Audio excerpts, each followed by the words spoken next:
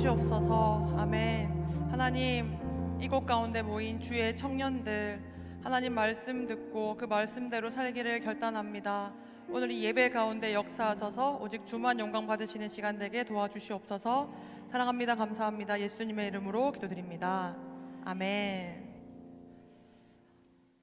다들 잘 지내시죠? 한 주간 그 특세 가운데 은혜들 다 누리고 계셨죠? 네. 오늘 함께 읽을 말씀은 열왕기하 23장입니다. 열왕기하 23장 1절부터 3절까지 말씀, 3절이니까 다 같이 한 목소리로 읽을 건데요.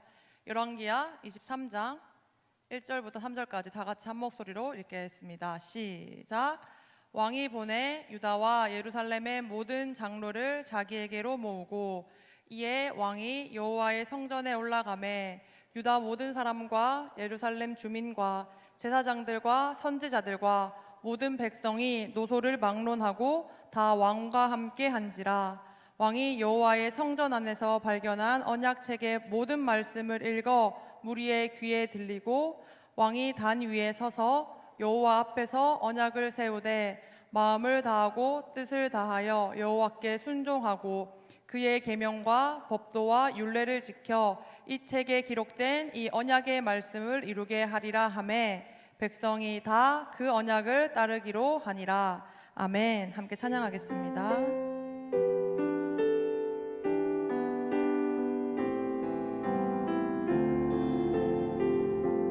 내 안에 가장 귀한 것 함께 찬양합니다.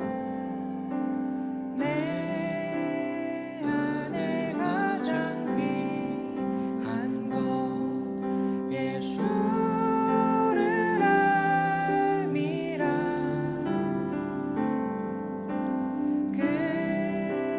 금은보다 더 귀한 것 예수를 알리라. 세상 지식보다 귀한 것 세상 지식보다 귀한 것 예수를 알미라.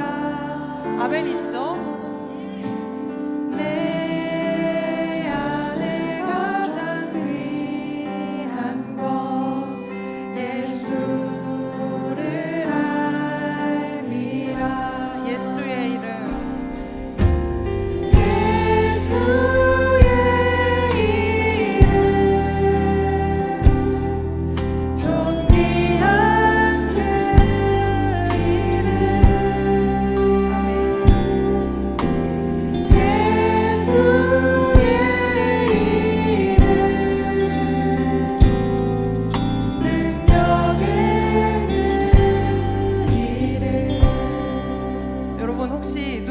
좋아해 본 적 있습니까?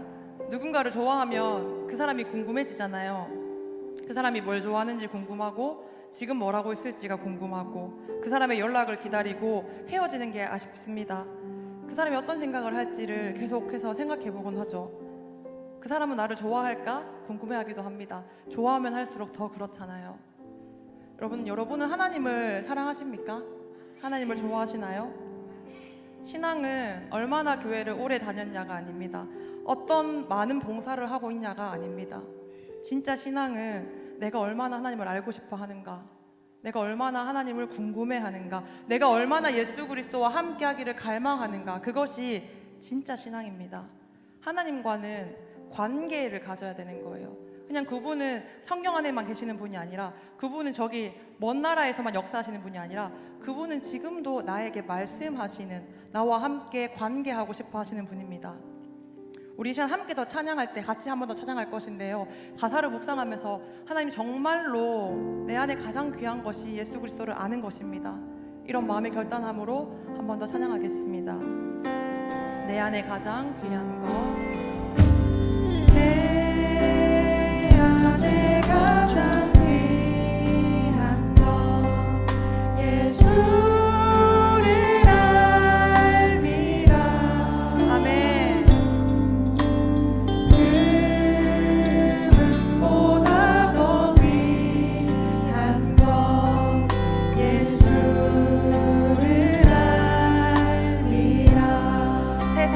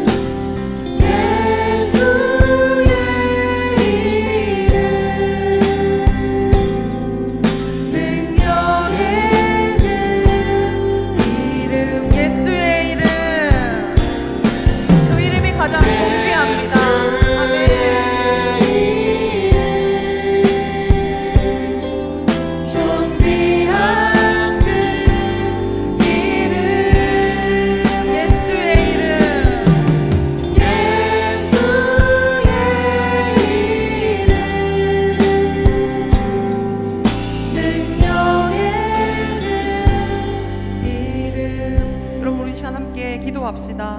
하나님, 하나님을 더 알기를 원합니다. 이 세상의 그 어떠한 것보다 주님을 아는 것이 나에게 가장 귀합니다.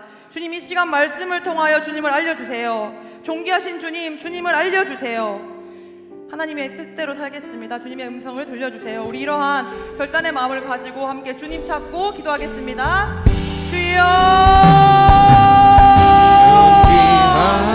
주여. 하나님, 하나님을 아는 것이 내게 가장 유익한 것입니다. 하나님을 아는 것이 나에게 가장 귀한 것입니다. 하나님, 이 시간 우리 말씀을 듣습니다. 이 말씀 가운데 하나님 역사하여 주시옵소서. 이 말씀 가운데 예수 그리스도 이름을 돌려주시옵소서. 이 말씀 가운데 예수 그리스도의 그 이름의 능력을 알게 하여 주시옵소서. 하나님, 이 자리에 하나님을 알기를 소원하는 우리 청년들이 모였습니다. 우리 한 사람 한 사람 하나님께서 말씀하여 주시고 그 말씀을 우리가 순종의 길을 걷노라 다짐하는 시간 되게 하여 주시옵소서. 주님, 말씀을 듣는 저에게도 하나님 말씀으로 능력해 주시옵소서. 하나님, 나의 부족한 어린어의 힘이 아니라 하나님의 능력으로, 영적인 능력으로 하나님의 모든 선포되어 주시도록 허락하셔서 이곳 가운데 예수 그리스도의 이름만 남게 하여 주시옵소서. 예수 그리스도의 그 정가운데와 존귀한 이름만 남게 하여 주시옵소서.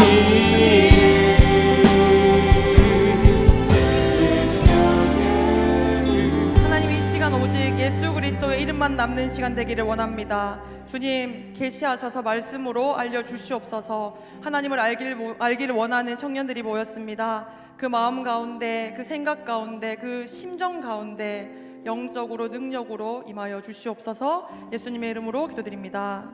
아멘. 여러분, 한 주간 평안하시죠? 네. 소리가 또 울리네요.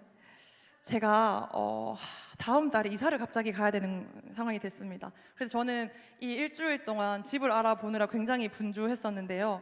지난주부터 이번 주까지 한 30군데는 더 다녔던 것 같습니다. 그런데 갈 곳이 없더라고요. 제가 갈 곳이 없다고 여기 6층의 식당 권사님께, 권사님 저 집이 없는 것 같아요 이렇게 말하니까 우리 권사님께서, 전도사님 집이 없는 게 아니라 돈이 없는 거겠죠. 맞습니다. 우리 역시 권사님 지혜로우시더라고요. 딱 명확하게 알고 계셨습니다. 이렇게 열심히 제가 막 집을 알아보고 다니던 어느 날 근처에 집이 나왔다라는 소식을 부동산 사장님으로부터 듣게 됩니다. 그래서 이 얘기를 들은 조성민 목사님께서 같이 가줄까? 이러시더라고요. 제가 혼자 이렇게 집 알아보느라고 수고하고 있는 게 좀 애처로워 보이셨나 봅니다.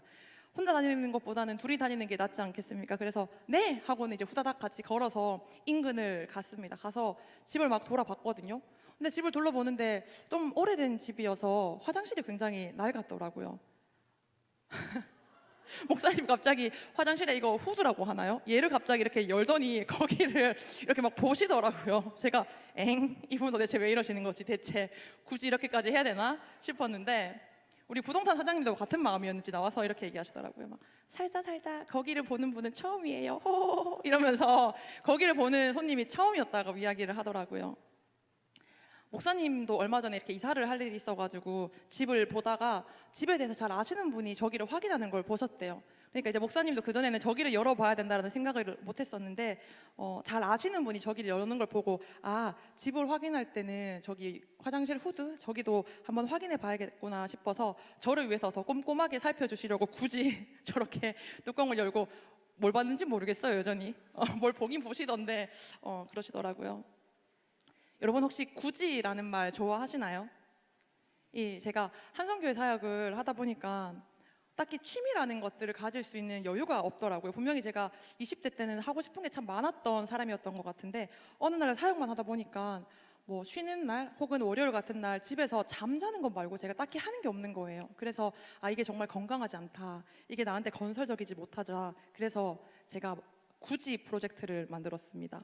일명 싫어하는 것 해보기, 하지 않아도 되는 것 해보기, 안 해본 일 해보기, 이런 굳이 프로젝트를 제가 시작했는데 믿기지 않겠지만 여러분 저는 MBTI가 I거든요. 인트로버트예요. 내향성이라고 하잖아요. 집에 있을 때, 혼자 있을 때 이렇게 에너지를 받는 사람인데 이 프로젝트 이름이 싫어하는 것 해보기, 안 해본 것 해보기잖아요. 그래서 제가 한번 이로 살아보자 결심을 했습니다. 이는 집 밖으로 여기 계시죠? 집 밖으로 나가야지 에너지가 생기잖아요. 그래서 제가 집 밖으로 나가야 되는데 나가기가 너무 싫은 거예요. 어떻게 하면 나갈 수 있을까 하다가 카메라를 샀습니다. 대체 이게 무슨 인과관계인가 싶죠. 집을 나가야 되는데 카메라를 샀다. 왜냐면 카메라가 있으면은 어쨌든 사진을 찍기 위해서 밖으로 나가보지 않을까 생각이 들더라고요. 그래서 제가 사진기를 사고 이 출사를 한번 나가봤습니다. 여러 명이 같이 가서 누가 찍었죠 이거? 되게 열심히 예쁘죠. 네, 여러 명이 같이 가서 사진을 찍으니까 재밌더라고요. 아, 내가 이가 된 것 같기도 하더라고요. 물론 이 카메라는 이 이후에 제 차 안에 고이 모셔져 있습니다. 그래서 자꾸 조성민 목사님이 틈만 나면 카메라 싸게 팔라고 저를 이렇게 네, 조롱하곤 하는데 저는 설산을 찍으러 가는 게 이번 겨울에 일단 목표입니다. 일단 목표. 그리고 언젠가 한 1, 2년 안에 오로라를 보러 캐나다 가는 게 일단은 목표입니다. 갈 수 있을지 모르겠어요. 일단 목표라도 잡아보려고요. 굳이 프로젝트는 계속되었습니다. 그림 그리는 거 제가 싫어하는데 그림 못 그리거든요. 근데 저희 이제 팀장 중에 한 명이 올 파스텔을 이렇게 가지고 와서 저를 그림 그리게 하더라고요. 해보니까 재밌더라고요. 그리고 제가 진짜 싫어하는 게 등산이에요. 등산을 내 스스로 가본 적이 없는데 자발적으로 모아서 저기 대영이 군대 간 대영아 안녕. 잘 살고 있니 대영아? 네, 대영이 군대 가기 전에 같이 등산도 가봤습니다. 뭐 장거리 운전 싫어하는 제가 장거리 운전으로 용인에 가서 그 총진신대원에서 강의도 한번 해봤고요. 크로스핏도 해봤고요. 재즈 피아노도 해봤습니다. 풋살도 해봤어요. 되게 많이 했죠. 여러분 공 3개로 축구 해보셨어요? 공 3개를 굴려서 저희는 풋살을 했습니다. 그리고 이 구지 프로젝트를 위해서 거의 제 월요일을 계속해서 이렇게 헌납을 했는데요. 어느 날은 아이스 하키에도 도전했습니다. 멋지죠? 사진 한 장 나왔더라고요. 일반인이 이 운동을 할 수 있다는 걸 처음 알았어요. 제가 무언가를 해봐야겠는데 도저히 뭘 해야 될지 모르겠다 얘기하니까 막 여기저기서 추천을 해주더라고요. 그래서 풋살도 하게 됐던 거고 이 아이스 하키도 하게 됐던 겁니다. 여러분 혹시 안 해도 되는 일, 안 해본 일, 싫어하는 일 굳이 해본 적이 있으신가요? 제가 원래는 이 설교를 준비할 때 제가 1분 드릴 테니까 옆 사람이랑 한번 나눠보세요가 원래는 있었는데 이 설교가 너무 길어요 오늘. 그래서 마음속으로 한번 나는 뭘 해봤을까 생각을 해보면 좋을 것 같습니다. 제가 한동안 이 사무엘서를 계속해서 묵상을 했거든요. 사무엘 상하에는 왕이 딱 3명 나오잖아요. 혹시 알아요? 사울, 다윗, 그리고 솔. 여러분 진짜 모르는 거예요? 네, 솔로몬 이렇게 3명의 왕이 나옵니다. 그리고 이 사무엘 상하가 끝나고 열왕기상하가 나오잖아요. 열왕기상은 솔로몬 이후에 이스라엘 왕국이 분열되는데 이 열왕기상하에 왕이 몇 명이 나올까요? 몇 명? 매우 많이 나옵니다. 왜냐하면 열왕기상하 여러분 혹시 영어로 어떻게 읽는지 아세요? First Kings, Second Kings 이거예요. 그러니까 첫 번째 왕들, 두 번째 왕들인 거예요. 열왕기상하 자체가 왕이 진짜 많이 나와서 이 열왕기상하의 영어 이름이 킹스예요. 킹스. 제가 이 열왕기상하를 이제 묵상을 이제 끝냈는데 이 묵상을 하는 도중에 너무 지겹더라고요. 왜냐하면 누가 더 잘 죄짓나의 향연인 것 같았습니다. 왕들이 진짜 계속해서 이름만 바뀌지 자꾸 죄를 지어요. 여호와 앞에 범죄하고 우상 만들고 산당 만들고 하나님 없이 사는 것에 극치더라고요. 내용이 워낙 반복되다 보니까 이 묵상 빨리 열왕기상을 끝내버리고 싶다 이런 생각이 들었습니다. 그러다가 열왕기하 22장을 만났습니다. 오늘 읽었던 본문인데요. 유다의 16대 왕 요시야 왕입니다. 8세의 왕위에 오르거든요. 이 요시야 왕이. 근데 요시야 왕이 어떻게 평가받냐면 여호와 보시기에 정직히 행하여 그의 조상 다윗의 모든 길로 행하고 좌우로 치우치지 않았다라고 평가받습니다. 이 8세에 즉위한 요시야 왕이 자기가 즉위한 지 18년 되던 해, 그러니까 몇 살이었을까요? 대충 26 계산 따라오시죠 여러분? 네, 계산 되시죠? 26살 즈음에 그 성전을 수리할 것을, 보수할 것을, 청소할 것을 명령합니다. 26살 여기에 있나요? 26살이 되던 해에 이 성전을 우리가 다시 한번 수리해야겠다, 보수해야겠다라고 명령을 합니다. 그리고 그 가운데에 율법책을 찾게 돼요. 그래서 요시야 왕이라고 하면 성전 수리 중에 우연히 발견한 율법책으로 인해서 그 신앙의 개혁을 이룬 왕으로 유명하거든요. 이제부터 유명한 거예요, 여러분. 요시야 왕은 율법책을 찾은 걸로 유명하다. 기억하세요? 네. 율법책을 찾은 걸로 많이 유명한데요. 요시야 왕이 자기가 직접 이 율법책을 찾았을까요? 아니지 않을까요? 혹시 마커스 워십의 주를 위한 이곳에라는 찬양 아십니까? 그 가사에 이렇게 나오잖아요. 주님이 찾으시는 그 한 사람, 그 예배자, 내가 그 사람 되길 여러분 간절히 기도하네. 네, 어릴 때 제가 이 찬양 부를 때는 하나님, 제가 그 한 사람이 되겠습니다. 제가 그 주님이 찾으시는 그 한 사람이 되겠습니다. 그런 마음이었어요. 저를 사용해 주세요. 이런 순수한 마음이 있었는데 어느 날 좀 크고 나서 이 찬양을 부르는데 그런 생각이 들더라고요. 한 사람을 찾으신 하나님, 이 한 사람이 결단하면 공동체가 변한다고 하는데 이 한 사람이 회개하고 헌신하면 교회가 바뀐다고 하고 이 한 사람으로 인해서 나라가 변한다고 하는데 나는 나라를 변하게 하기는커녕 나 하나도 변하는 게 너무 어려운데 이 한 사람, 그 하나님이 찾으시는 한 사람이 내가 맞을까? 이런 생각이 들더라고요. 분명히 은혜 받아서 결단해서 그 한 사람이 되겠다라고 내가 헌신했는데 현실은 내 상황을 바꿔내는 것도 너무 힘들더라는 겁니다. 여러분 어떠세요? 여러분은 그 주님이 찾으시는 그 한 사람, 그 예배자가 될 자신이 있습니까? 여러분은 그 한 사람이 될 수 있을 것 같아요? 저는 넘버 원이 될 자신이 없었습니다. 이 본문에서 요시야 왕이요 율법책을 찾은 사람으로 기록되어져 있잖아요. 그런데 말씀을 깊게 묵상하다 보면 율법을 찾은 사람은 요시야 왕 한 사람이 아니라 각 사람들의 책임감 있는 행동들이 모여서 이 율법책이 발견되어졌다라는 걸 제가 알게 되었습니다. 열왕기하 22장 4절 6절인데요. 요시야 왕이 사반에게 명령을 이렇게 하게 됩니다. 한번 같이 읽어볼까요? 4, 5, 6절 읽을게요. 시작. 너는 대제사장 hil기야에게 올라가서 백성이 여호와의 성전에 드린 은 곧 문 지킨 자가 수납한 은을 계산하여 여호와의 성전을 맡은 감독자의 손에 넘겨 그들이 여호와의 성전에 있는 작업자들에게 주어 성전에 부서진 것을 수리하게 하되 곧 목수와 건축자와 미장이에게 주게 하고 또 제목과 다듬은 돌을 사서 큰 성전을 수리하게 하라. 아마도 감독자, 작업자, 목수, 건축자, 미장이 그들 중 누군가가 성전을 보수하다가 정리하다가 이 율법책을 발견했을 것 같아요. 그들은 성전 보수를 위해서 고용된 사람이었잖아요. 그러니까 사실은 보수를 하다가 뭔가 발견되더라도 굳이 그거를 대제사장에게 주지 않았을 수도 있습니다. 왜냐하면 자신은 성전만 잘 보수하면 되는 역할로 지금 고용된 거니까요. 그런데 22장 8절을 보니까 그 누군가가 발견한 율법책을 굳이 대제사장 hil기야에게 주게 됩니다. 그리고 이 대제사장 hil기야는 또 서기관 사반에게 이 책을 전해주면서 내가 여호와의 성전에서 율법책을 발견하였다라고 이야기를 하는 것입니다. 여러분 보세요. 대제사장이 율법책을 받았어요. 그러면 이제 이 보수된 성전에 잘 두면 되겠다 하고 그냥 좋은 곳에 성전 어딘가 깨끗한 곳에 보관을 했을 수도 있는데 이걸 굳이 서기관 사반에게 건네주었다라는 겁니다. 그리고 이 사반은 그 책을 읽어서 자기가 읽어보아요. 굳이.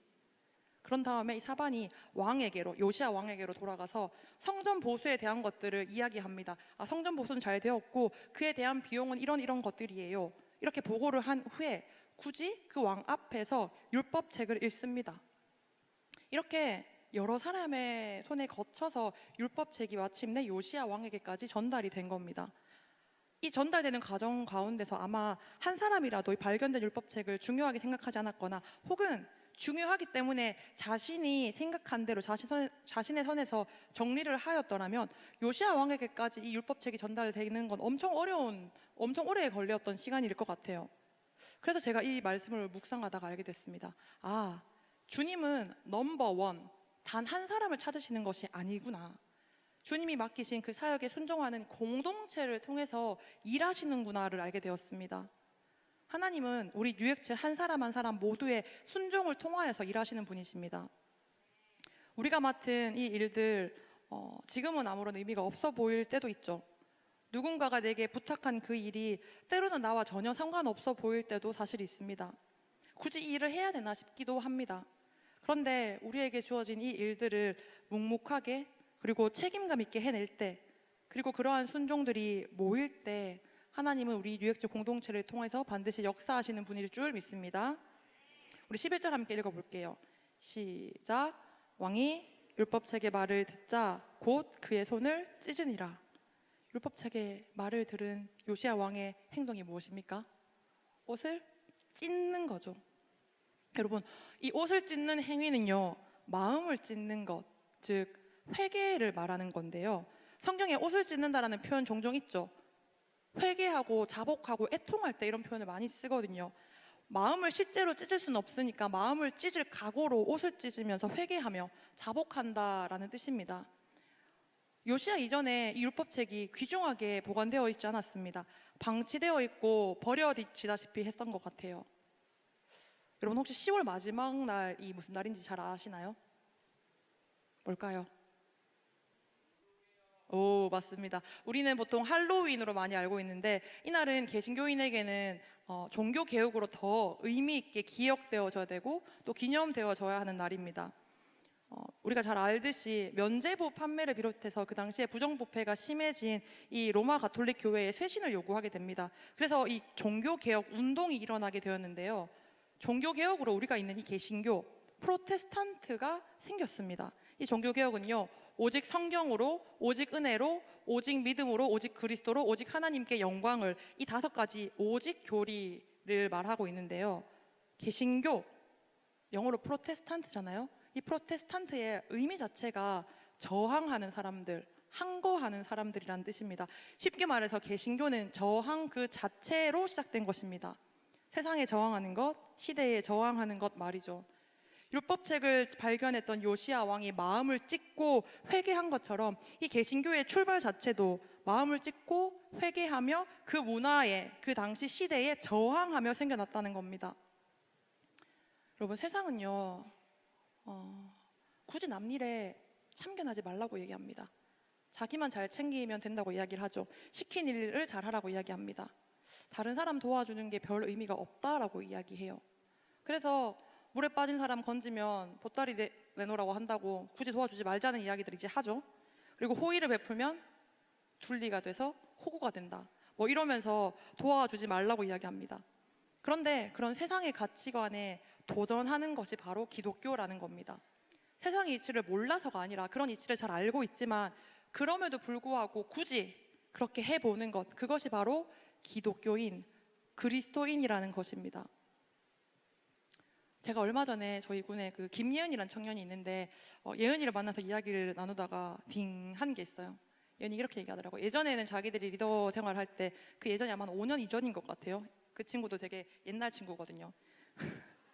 네, 그 친구가 리더할 때 예전에 출석부가 막 너덜너덜했다는 겁니다. 항상 챙겨서 들고 다니면서 수원들한테 막 연락하고 결석한 수원들 막 찾아가고 연락 안 되는 수원들 이름 불러가면서 새벽마다 그 출석부 붙들고 막 우느라 출석부가 막 너덜너덜했다고 해요. 그래서 그거를 오히려 자랑스러워했다고 합니다. 그러면서 이렇게 얘기하더라고요. 굳이라고 여기는 것들에 순종하는 것이 그게 진짜 신앙생활인 것 같아요, 전도사님. 네, 맞습니다, 여러분. 제가 이 말을 듣고 굉장히 반성을 맞이했는데요. 굳이 해야 됩니까? 네. 신앙은 효율이 아니라 순종이기 때문입니다. 적극적인 순종, 자발적인 순종, 굳이 손해보고 굳이 피곤해질 걸 알지만 그러면서도 그냥 기꺼이 하는 것, 그것이 바로 신앙이더라고요. 제가 진짜 반성을 많이 했습니다. 제가 좀 효율을 중요하게 생각하더라고요. 저희 군은 출석 보고를 구글 스프레드로 하고 있습니다. 왜냐하면 그게 더 효율적이고 효과적이니까요. 길 가면서 핸드폰으로 구글 스프레드 열어서 이 친구 오늘 이번 주에 나왔는지 확인하고 연락하고 거기는 전화번호 바로 연락하고 연동되니까 그렇게 쉬워서 제가 구글 스프레드로 바꿨는데 효율적이긴 하거든요. 근데 저한테도 이게 어느 순간 인포메이션으로 느껴지는 거예요. 영혼으로 느껴지기보다는 그 이름들이 나한테 한 사람 한 사람의 영혼이라기보다는 정보로 느껴지더라고요. 출석부 가지고 다니면서 이름 한 명 한 명 불러낼 때 그때의 그 간절함이 느껴지지 않더라고요. 종이가 너덜너덜해질 때까지 한 영혼 한 영혼 이름 부르짖던 그 간절함이 사라졌습니다. 군장 한 명의 잘못된 판단 때문에 다시 말해서 굳이 더 편하고 효율적인 것들, 쉽고 괜찮은 것들을 찾아낸다는 그 핑계로, 그 머리 쓰는 것 때문에 저희 형구는 자 이제 다시 출석부 부활합니다. 네, 그래서 오늘 설교를 고민하다가 제가 굳이로 정했습니다. 제가 지난주에 그 친구를 만난 이후로 기독교는, 신앙은, 그리스도인은 굳이인 걸 알지만 굳이라고 생각되어지는 것까지도 순종하는 것이구나. 제가 이거에 대해서 많이 회개했거든요. 지난주 새벽 특세 때 저희 화요일 날 그 청년부 특송 있잖아요. 제가 아주 오랜만에 지휘를 했는데 제가 전공이 지휘이긴 하거든요. 제 대학원을 지휘 전공으로 나왔는데 이 지휘가 저한테 굳이 하고 싶지 않은 거예요, 사실은. 그래서 제가 사실 안 하겠다고 3번을 거절했거든요. 아니요.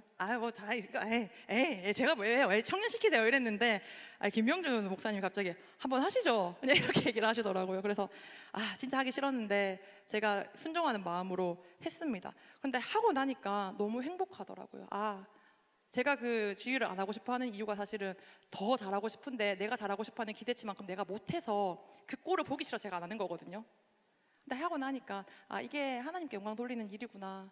이 순종함으로 인해서 내가 또 행복해지는구나. 그런 생각이 들었습니다. 사실 우리 뉴욕치 리더들이 가장 그렇지 않을까요? 리더하면 힘든 거 다 알잖아요. 수요일도 나오라고 하지, 새벽에 강단은 와서 부르짖으라고 하지, 금초일도 나오라고 하지, 뭐 토요일은 거의 하루 종일 이렇게 오후부터 해서 저녁까지 있지, 또 마치면 또 보고해야 되지. 주일은 아이들 챙기느라 어느 날은 내 예배도 못 드리는 것 같지. 내 신앙만 생각하고 내 유익만 생각한다면 사실 리더의 자리야말로 진짜 비효율적인 거잖아요, 그죠? 그런데도 불구하고 나의 시간과 물질과 마음과 에너지와 충성함으로 굳이 이 리더의 자리에 헌신하는, 또 각자의 자리에서 섬기는 뉴욕치 되기를 저는 기쁨으로 소망합니다. 종교개혁 당시에 이 로마 가톨릭이 부패했었다고는 하지만 사실 그 정도가 그 이전보다 훨씬 심해졌던 건 아니라고 해요.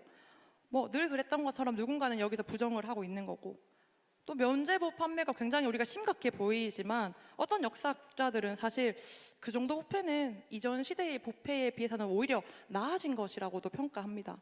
그런데도 불구하고 이 종교개혁이 일어났어요.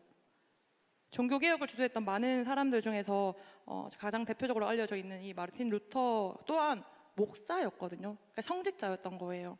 다른 성직자들이 그랬던 것처럼 그도 만약에 적당히 그 상황을 누리면서 경제적 이득을 취했더라면, 혹은 많은 사람이 그랬던 것처럼 그냥 모른 척하고 그대로 뒀더라면 이 종교개혁은 일어나지 않았을 겁니다. 그런데 그는 굳이 그 95개의 조의 반박문을 발표하면서 그 시대 정신에 저항했던 거예요. 주류였던 그 문화에 항거했다는 겁니다. 그리고 이 굳이에 순종했던 많은 항거하는 자들이 일어났기 때문에 프로테스탄트, 즉 이 개신교가 분리되었던 거죠. 여러분, 굳이라는 표현을 쓸 때 우리 보통 부정적인 상황에서 많이 쓰잖아요. 새벽기도 굳이 가야 돼요? 행축을 굳이 해야 돼요? 아니, 주일 예배 잘 가는데 우리 뭐 홀세까지 굳이 드려야 돼요? 그거 지금 굳이 해야 돼요? 이렇게 우리가 굳이를 부정적인 표현으로 많이 쓰는데, 제가 이 설교 준비를 하면서 굳이를 사전에서 찾아봤거든요. 네이버 사전인데 한번 볼까요? 보이나요? 우리가 쓰는 굳이는 2번의 의미에 가까워요. 고집을 부려. 우리 구태여 그렇게 해야 돼? 라는 의미로 많이 쓰이잖아요.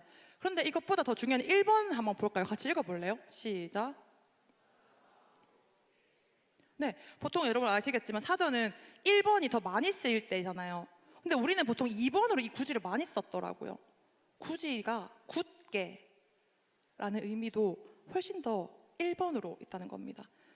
우리 그리스도인들은 이 신앙생활을 할 때 굳이를 1번 단단한 마음으로 굳게 의미로 기억했으면 좋겠어요.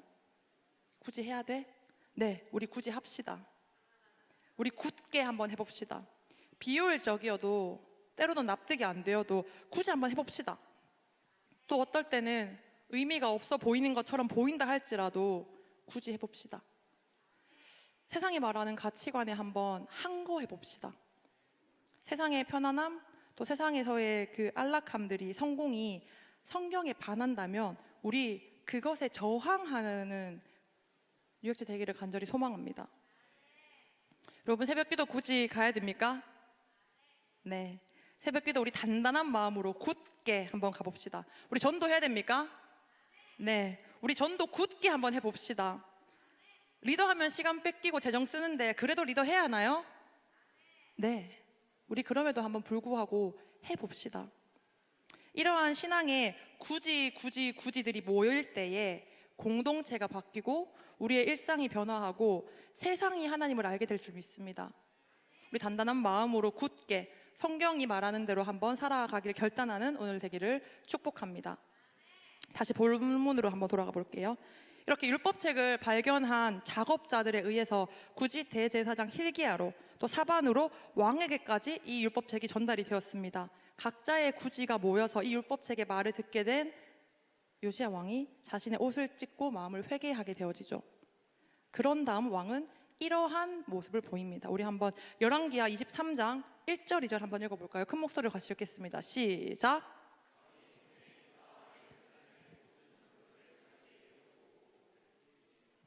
이에 왕이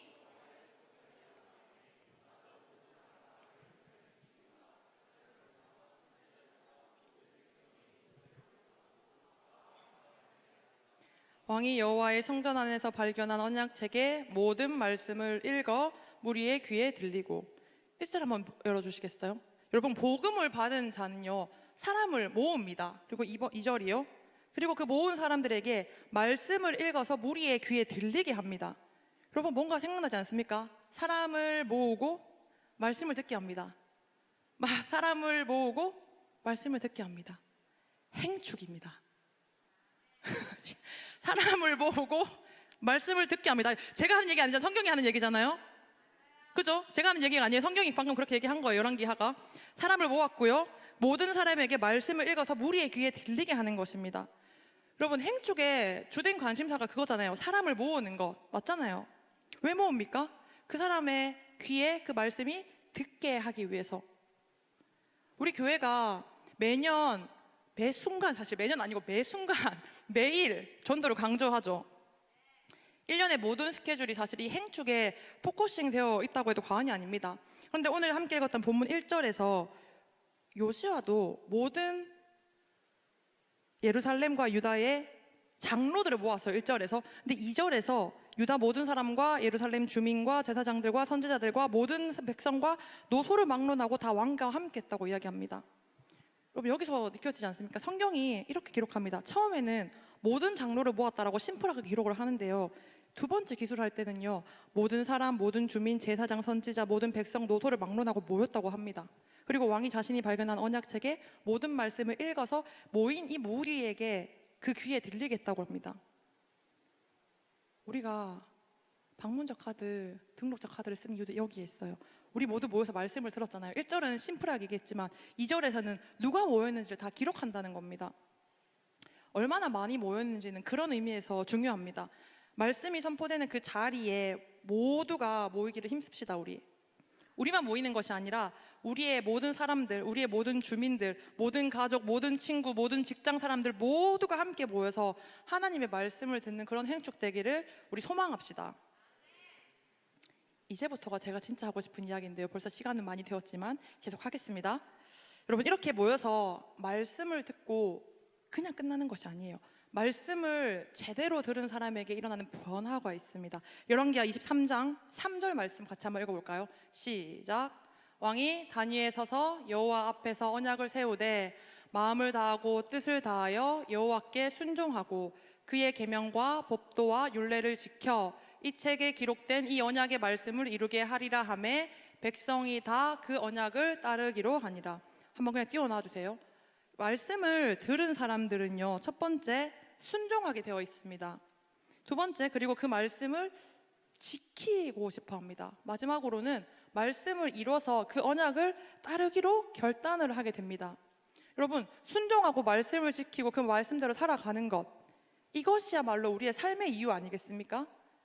사람의 제일 되는 목적이 무엇입니까? 하나님을 즐거워하고 그분으로 기뻐하는 것, 그분을 영원토록 즐거워하는 것이 사람의 제일 되는 목적이라고 하는데, 이 땅에서 잘 먹고 잘 사는 것이 우리의 꿈이 아니라 주님 말씀에 순종하고 그 말씀을 지켜서 그 말씀을 이루며 언약대로 사는 것, 따라가는 것, 그것이 바로 우리의 삶의 이유인 줄 믿습니다. 그것이 바로 우리의 소망이고 비전이어야 합니다. 그리고 그렇게 살아가는 우리를 통하여서 하나님께서 영광 받으십니다. 우리 하나님을 영화롭게 하고 그를 영원토록 즐거워하는 유역지 되기를 간절히 소망합니다. 이처럼 모여서 말씀을 제대로 들은 자들은요, 하나님께 순종하게 됩니다. 율법에 순종하게 돼요. 그리고 그 율법대로 살아내려고 고군분투하게 됩니다. 4절 함께 읽겠습니다. 왕이 대제사장 hilki야와 모든 부제사장과 문을 지킨 자들에게 명령하여 바알과 아세라와 하늘의 1월 성신을 위하여 만든 모든 그릇들을 여호와의 성전에서 내다가 예루살렘 바깥 기드론 밭에서 불사르고 그것들의 재를 베드로 가지고 가고. 이 44절부터 20절까지는요 우상을 제거하는 장면들이 계속 등장하거든요. 요시야는 우상과 관련된 모든 것들을 다 제거하는 데 총력을 기울입니다. 우상을 섬기던 제사장들도 패하고요, 아세라 목상도 막 불사지르고요, 여호와를 경노하게 했던 그 산당도 다 불사지릅니다. 여러분, 우리가 오늘 말씀을 들었죠. 여호와께 순종하기를 원하십니까? 그렇다면 이제 우리에게 있는 이 우상들을 제거해야 될 때입니다. 여러분의 우상은 무엇입니까? 구약에서 이 우상들은 보통 어떤 신상, 아세라상 같은 형상물에 가까웠거든요. 그러니까 누가 봐도 얘는 우상이다 싶은 거였어요. 그런데 현대 사회의 우상은 더 교묘합니다. 돈이나 쾌락 같은 건 차라리 쉬워요. 그게 우상인 줄 알긴 압니다. 인정을 하든 안 하든 또 정도의 차이는 있겠지만 어쨌거나 돈을 과하게 사랑하는 것이 우상이라는 것도 우리는 알고 있습니다. 쾌락에 지나치게 몰두하는 것이 죄인 줄이 안답니다. 근데 현대사회의 죄는, 우상은 더 교묘해요. 왜냐하면 바로 자기 자신이기 때문이에요. 하나님이 분명히 나 외에 다른 신을 섬기지 말라라고 명령했잖아요. 구약에서는 이방의 신들을 어떤 형상들을 만들어서 거기에 절합니다. 그래서 이스라엘 백성들을 향해서 가증하다 말씀하시죠. 신약에서는 하나님보다 더 사랑하는 것을 우상이라고 이야기했어요. 그래서 돈, 만몬신, 그런 것이 우상이라고 이야기하잖아요. 마음으로 짓는 탐심, 죄악들, 누군가를 미워하는 것들, 살인하는 것들, 간음하는 것이 모두 죄라고 말씀하셨습니다. 거기까지는 우리도 알 것 같아요. 그런데 이 현대에서 말하는, 저와 여러분이 살고 있는 이 현대 사회의 우상은 더 강력하고 교묘합니다.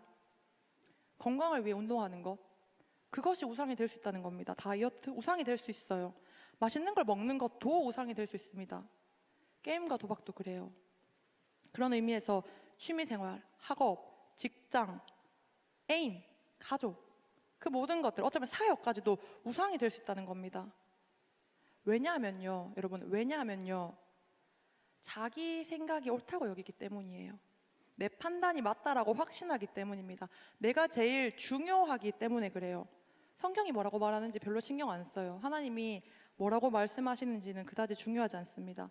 내가 어떻게 느끼는지, 내 감정이 어떤지, 내가 어디에 상처받는지, 나는 무엇을 좋아하는지, 나는 왜 살아가는지, 이렇게 나 중심적으로 사고하면서 살아가도록 세상이 자꾸만 속삭인다는 겁니다. 아니, 내가 나 중심적으로 사고하고 있다는 것 자체도 모르게 만들어요. 여러분, 하나님보다 앞서 있는 이 나 중심적인 사고를 정말로 죽이고 싶습니까? 정말로 이것을 우상으로 생각하고 제거하실 의향이 있으세요? 6절 함께 읽겠습니다. 시작. 또 여호와의 성전에서 아세라 상을 내다가 예루살렘 바깥 기드론 시내로 가져다 거기에서 불사르고 빻아서 가루를 만들어 그 가루를 평민의 묘지에 뿌리고. 여러분, 우상 제거는요 폭력적입니다. 보이시죠? 불사르고 빻아서 가루를 만들어야 됩니다. 우상인지도 모른 채 우리 안에 굳어져 버린 이 내 중심적인 사고를, 하나님을 마치 힘없는 창조주로 만들어 버리는 이 내 중심적인 사고를요 불사르고 빻아서 가루를 내어야 된다는 겁니다. 아세라상을 불사르는 거 쉽거든요. 그냥 불에 던지면 돼요. 마음만 먹으면 할 수 있어요. 그런데 하나님 없이 신앙생활하고 있는 이 내 중심적인 사고를 부수는 건 생각보다 쉽지 않습니다. 이 자리에 앉아서도 말씀에 집중하기보다는 다른 것을 떠올리고 다른 생각을 하고 있는 이 내 사고를 불사지르는 게 쉽지 않다는 겁니다. 여러분, 기억합시다. 우상 제거는요 급진적일 수밖에 없어요. 고통을 수반할 수밖에 없어요. 폭력적일 수밖에 없어요. 왜? 불사르고 빻아서 가루를 만들어 내야지만이 우상 제거가 될랑 말랑 하니까요. 우리 오직 말씀으로, 오직 믿음으로, 오직 은혜로, 오직 그리스도로, 오직 여호와의 영광을 위해 살기를 결단합시다. 그래서 정말 우리 안에 있는 이 우상들을 빻아서 불사르고 가루를 만들어 버립시다. 내 생각과 내 감정과 내 의지를 모두 하나님께 드려야 해요. 지어진 목적대로 그분께 영광 올려드리는 그 삶이야말로 가장 가치 있고 귀중한 삶인 줄 믿습니다. 그래서 하나님의 뜻대로 살기 위해서 세상에서 손해보는 것, 내게 유익하던 그 모든 것들을 그리스도를 위해서 다 해로 여기는 것, 그 삶이야말로 진정한 가치 있는 삶인 줄 믿습니다. 굳이 그렇게까지 해야 하나요? 네, 굳이 그렇게까지 합시다. 우리 말씀을 정리하겠습니다. 얼마 전에 이제 막 리더가 된 다른 군의 이제 리더가 저한테 물었습니다. 이제 막 리더가 됐나 봐요. 전도사님, 제가 이런 취급을 받으면서까지 굳이 리더를 해야 하나요? 뭐라고 했을까요? 제가 안 그래도 마침 지난주부터 이 굳이에 꽂혀 있었잖아요. 이 친구가 그걸 모르고 저한테 묻는 거예요. 전도사님, 제가 굳이 이런데도 리더를 해야 될까요? 묻더라고요. 제가 Yes, you have to do that. 이렇게 영어로 이야기했습니다. 굳이 해야 됩니다, 여러분. 이 굳이의 절정을 이루신 게 바로 예수 그리스도시잖아요. 요시야 왕이 율법책을 발견한 이후에 지금 율법에 기록된 대로 우상 제거를 하고 종교 개혁을 이루었잖아요. 그리고 그런 다음에 요시야 왕이 뭘 했냐면 언약책에 기록된 대로 유월절을 지켜집니다. 21절 말씀인데요. 여호와를 위하여 유월절을 지키게 하게 됩니다. 여러분, 이 유월절이 무엇입니까? 모세의 출애굽 당시에 10가지 재앙의 마지막 그 장자의 죽음과 관련이 있는데요. 당시에 이스라엘이나 이집트나 관계없이 모든 첫째 장자들은 사람도 가축도 다 죽게 되어졌습니다. 근데 이것을 유일하게 이기는 방법이 뭐냐면 흠없고 온전한 1년 된 어린 양을 잡아먹고 그 피를 문설주에 바르면 그 피가 발려져 있는 집만 이 죽음을 피해가게 되는 거거든요. 그래서 유월절이 영어로 패스오버이에요. 패스오버, 건너간다. 재앙과 죽음으로부터 넘어간다라는 거예요. 이 어린 양의 피값에 의해서 죽음이 넘어간다는 거예요. 그래서 그걸 기념하는 게 유월절인데 이 유월절이 사사시대부터 끊겨 있었고 오늘 이 요시야 왕이 이 율법책을 발견한 후에 이 유월절을 지키게 되었다라고 이야기합니다. 여러분, 어린 양의 피값 누가 기억나죠? 예수님이 기억나죠? 우리가 예수 그리스도를 유월절 어린 양으로 표현하잖아요. 예수 그리스도께서 친히 유월절 어린 양이 되신 거예요. 그 피값으로 우리의 죄의 모든 것들을 구속하신 거예요. 그래서 그분이 죽음으로써 패스오버, 우리가 죽는 것들을 건너가게 된 것입니다. 우리의 사망이 생명으로 옮겨가게 된 것입니다. 창조주이신 그분께서, 전능자이신 그분께서 굳이 인간이 되셨다는 거예요. 굳이 인간이 되셔서 이 땅으로 오셨습니다. 믿으십니까? 죄인인 인간을 죽음에서 건져내시기 위해서 십자가에서 굳이 죽으셨어요. 그 창조주가요. 여러분, 하나님이신 그분이 이 땅에 굳이 인간으로 오셨던 것만큼 비논리적이고 비효율적인 일이 어디 있겠습니까? 이 십자가 사건이 없었다면 우리는 여전히 죄에 속박된 채로, 죄의 종로를 타며 죄의 노예로 그 어떠한 소망도 없는 상태로 영원히 하나님과 끊어진 죽음과 멸망의 길을 걸어갈 수밖에 없었을 것입니다. 신앙은 굳이 해야 돼? 라는 질문 앞에서 효율적이지 않더라도, 더뎌 보이는 일이라 할지라도, 어쩌면 의미 없어 보인다 할지라도 그럼에도 불구하고 하는 것인 줄 믿습니다. 마지막으로 열왕기하 23장 25절 26절 함께 읽겠습니다. 시작.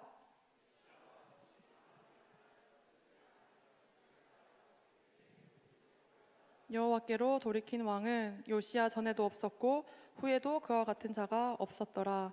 그러나 여호와께서 유다를 향하여 내리신 그 크게 타오르는 진노를 돌이키지 아니하셨으니 이는 므낫세가 여호와를 경노하게 한 그 모든 아멘. 여러분, 요시야 왕은요 마음을 다하고 뜻을 다하며 힘을 다하며 모세의 모든 율법을 따라서 이 백성들을 여호와께로 돌이켰습니다. 그런데도 불구하고 여호와 하나님께서 이 땅을 향한 그 진노를 거두지 않으셨어요. 이해되세요? 요시야 왕이 율법의 말씀을 이루기 위해서 우상과 그 모든 가증한 것들을 다 제거하고 유월절도 지켰어요. 그런데도 하나님은 이 유다 땅을 향한 진노를 거두지 않으셨다는 겁니다. 사실 성경 말씀 나중에 읽어보면 아시겠지만 요시야 왕이 율법책을 발견하고 옷을 찢고 회개를 한 이후에 뭘 했냐면요, 이 율법에 대해서 하나님께 묻습니다. 하나님, 이 율법이 무슨 뜻입니까? 근데 그때 어떤 선지자가 이렇게 이야기해요. 너네의 그 죄가 하나님의 진노를 피해갈 수 없다. 너네의 그 우상 숭배가 도를 넘어서 너희의 그 행동이 여호와 하나님을 경록해 하였기 때문에 이곳을 향한 하나님의 그 진노가 절대 꺼지지 않을 것이라고 이미 말해서 요시아가 알고 있었어요. 요시아가 아무리 열심히 해도 이 진노가 꺼지지 않을 것을 알고 있었어요. 그런데 그럼에도 불구하고 굳이 요시아는요, 진노가 거둬지지 않을 걸 알면서도 그 땅에 있는 모든 우상들을 제거해 보려고 합니다. 유월절을 다시 지켜냅니다. 여러분, 우리가 우리의 신앙을 한번 점검해 봤으면 좋겠는데요. 여러분, 나의 기도가 이루어지지 않는다고 해도 여러분 계속 기도하실 건가요? 나의 열심이 하나님의 마음을, 하나님의 그 선택을, 하나님의 결정을 바꾸는데 성공하지 못한다고 할지라도, 그런다 할지라도 우리는 마음과 뜻과 힘을 다해서 굳이 꿋꿋하게 하나님의 말씀을 지키겠습니까? 내가 생각한 대로 내 뜻대로 되지 않는다고 할지라도 그것이 하나님의 뜻이라면 순종하는 저와 여러분 되기를 간절히 소망합니다. 여러분, 어쩌면 내 기도대로 이루어져야 한다는 그 생각 자체가 우상일 수 있어요. 내가 오늘 하나님께 예배 드리니까, 내가 열심히 공부하니까 하나님 반드시 나를 잘 되게 해야 돼, 그 고집이 가증스러운 우상일 수 있다는 겁니다. 세상에서 손해본다고 할지라도 세상과 무관하게 하나님만 바라보는 우리 뉴액츠 되기를 간절히 소망합니다. 우리 하나님께 영광의 박수 올려드리겠습니다. 함께 찬양합시다.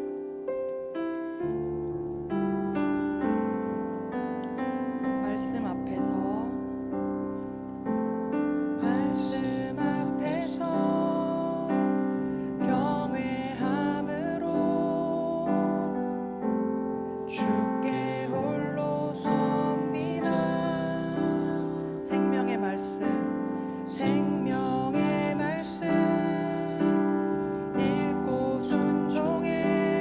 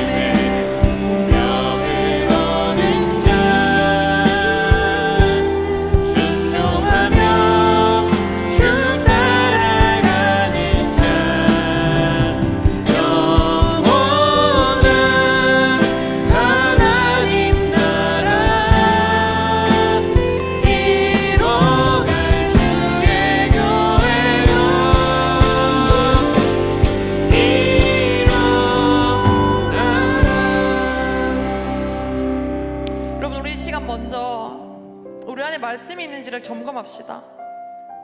여러분, 율법책이 발견되기 전에도 성전에서는 이 예배가 드려졌을 겁니다.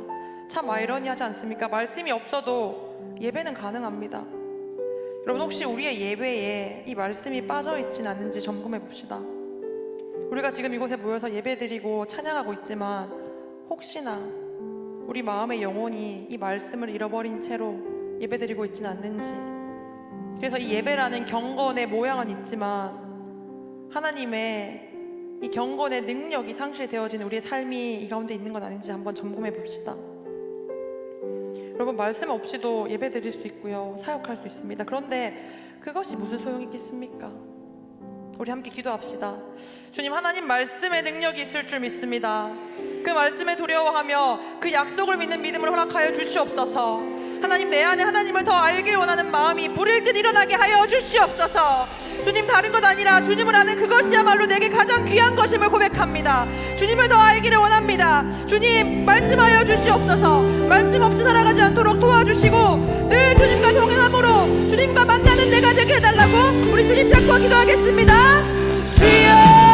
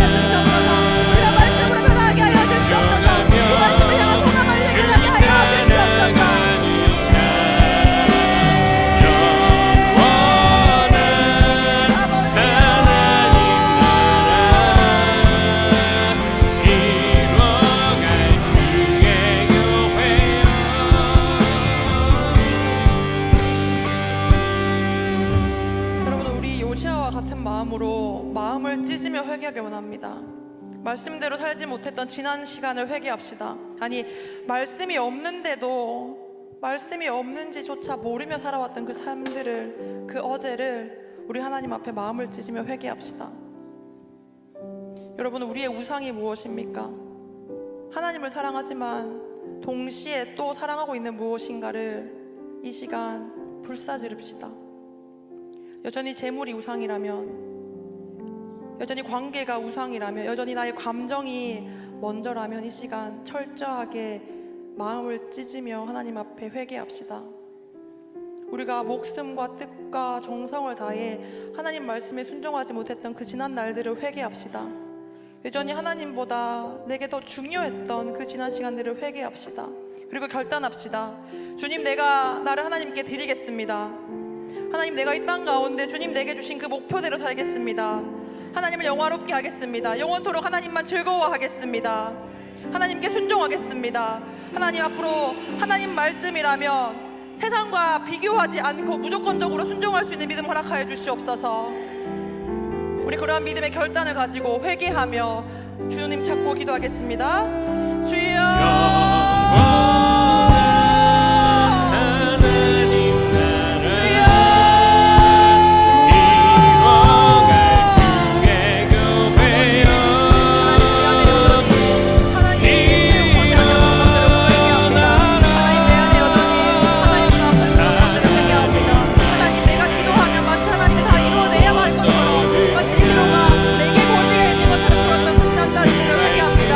하나님, 내가 나의 교회처럼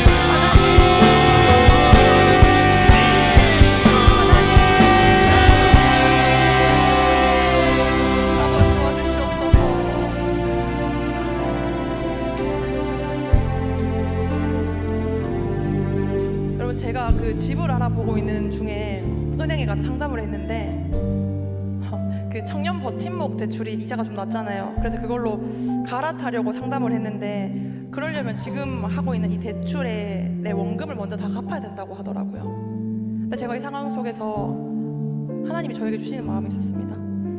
봐요, 죄의 삭시 사망이에요. 그러니까 죄를 지으면 반드시 사망으로 죽어야 되는 겁니다. 죄인이 이 사망을 갚아야지만 생명으로 갈아탈 수 있거든요. 근데 이 빚을, 이 죽음이란 빚을 대신 갚아주신 분이 바로 예수 그리스도시더라고요. 그분의 핏값으로 그 빚을 대신 갚으시려고 십자가에서 나를 대신해서 죽으시고 이제는 그 생명값으로 내가 구원받게 된 것입니다. 그냥 구원받은 게 아니에요. 예수 그리스도의 그 십자가 보혈로 구원받게 된 것입니다. 그래서 여러분, 우리는 나 중심적으로 살 수가 없어요. 왜냐하면 나를 살리기 위해서 그분이 그분의 생명값을 지불하셨기 때문에 이제는 내가 나를 주장할 수가 없습니다. 내게 그 어떤 권리도 없습니다. 왜냐하면 그분이 나를 사셨어요. 자신의 생명으로요. 그래서 이제 내 주인이 예수 그리스도십니다. 아멘이십니까? 우리의 삶의 이유가 예수 그리스도여야 됩니다. 그분이 내 주인이세요. 그냥 주인이 아니라 그분의 생명값으로 사셔서 내게 구원을 주시고 내게 생명을 허락하셨어요. 우리 함께 그분을 찬양합시다. 내 삶의 이유라. 예수는 내 힘이요.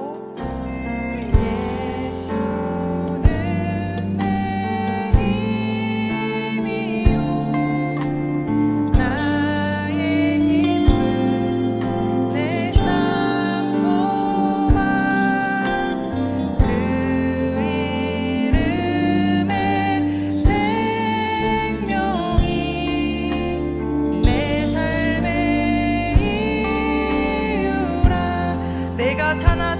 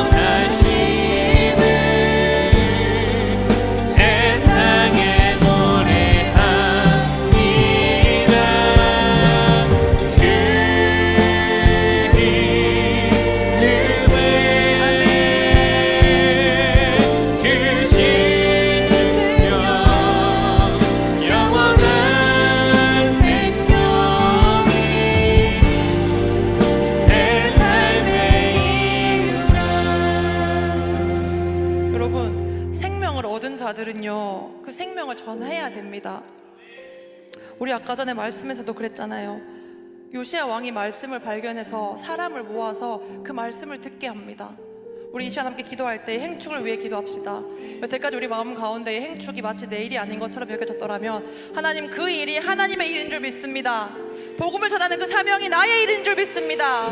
주님, 이 시간 우리 마음 가운데 있는 이 태신자들, 하나님 그 사람들의 마음 가운데 거하셔서 예배를 향한 사모함들 생겨나게 하여 주시옵소서. 우리가 우리의 마음으로, 우리의 입술로 그들에게 전하였을 때에 그들에게 응답 있게 하여 주시옵소서. 하나님, 우리 태신자들의 그 마음 가운데에도 성령 하나님을 알게 하는 마음들 생기게 하여 달라고 우리 시간 행축을 두고 우리의 태신자를 두고 함께 주님 잡고 기도하겠습니다. 주여,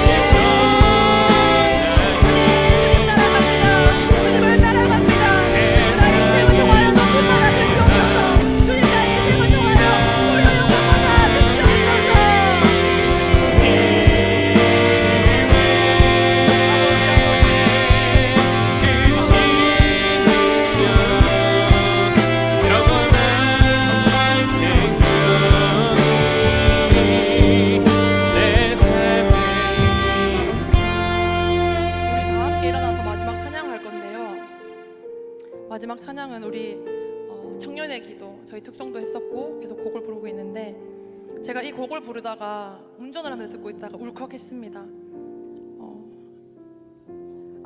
세상 험한 파도가 닥치는구나.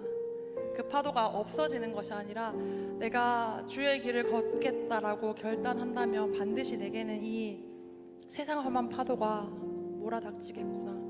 그런데 그럼에도 불구하고 나와 함께 하시는 하나님으로 인하여서 내가 낙심하지 않게 되구나. 그것이 소망인 줄 믿습니다. 우리 다 같이 일어나셔서 함께 마지막으로 결단하며 찬양하겠습니다. 내게 주신 모든 것 주께 감사드리며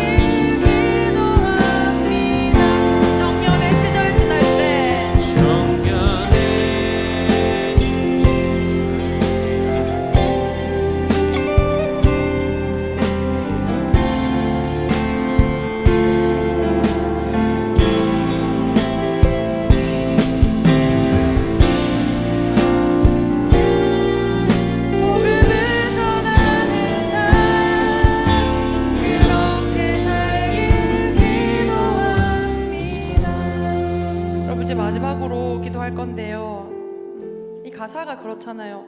많은 재물보다 복음을 선택하고, 사실 우리 기도하는 거 많은 재물을 위해서 기도할 때가 더 많죠. 화려한 길을 위해서 기도할 때가 더 많습니다. 그런데 우리의 기도대로 되어지지 않는 그것이야말로 가장 큰 축복인 줄 믿습니다. 우리가 많은 재물이 아니라 복음을 선택하길 하나님께서 기다리고 계십니다. 오늘 말씀 마지막에 요시야 왕이 결국은 하나님께서 그 진노를 돌이키지 아니하실 걸 알지만 그럼에도 불구하고 말씀대로 살아냈습니다. 하나님, 우리가 이 땅을 살아갈 때에 이 말씀대로 살아갈 수 있는 능력 허락하여 주시옵소서. 이 시간 우리가 함께 고백했던 이 찬양처럼 하나님, 내가 하나님이 그 지으신 그 뜻대로 살아가길 원합니다.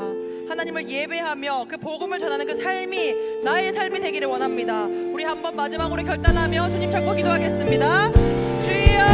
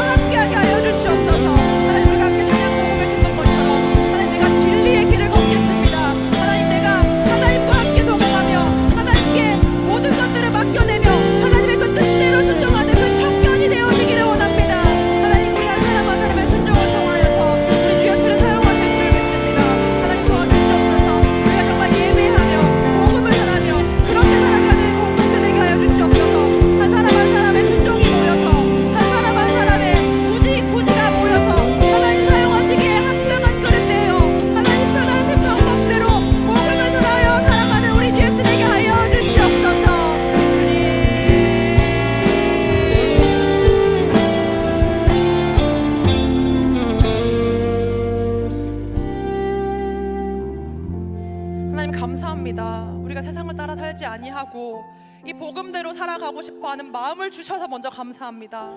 하나님, 그러나 그럼에도 불구하고 하나님, 저에겐 능력이 없습니다.